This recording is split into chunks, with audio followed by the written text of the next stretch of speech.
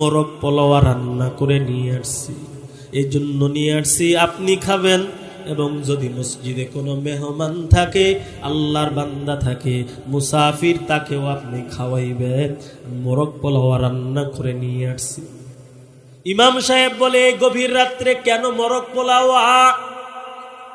মহিলা ডাক দিয়া বলে, ইমাম সাহেব, সন্ধ্যাবেলায় আমার ছেলেটা হারায় গেছে। আমার ছোট ছেলে সন্ধ্যাবেলায় হারায় যাওয়ার পর আমি মান্নত করেছি, ও আল্লাহ, যদি রাতের বেলায় আমার ছেলেকে পাই, এই যে আমার চোখের সামনে আমার যেই মোরগটা ঘুরতেছে, বাড়ি পোলাও আর চাউল রয়েছে, মোরগ জবাই করে পোলাও রান্না করে আমি ইমাম সাহেবের জন্য নিয়ে যাব, মুসাফিরের জন্য নিয়ে যাব। এজন্য আমি নিয়ে আসছি। ইমাম সাহেব আর বুঝতে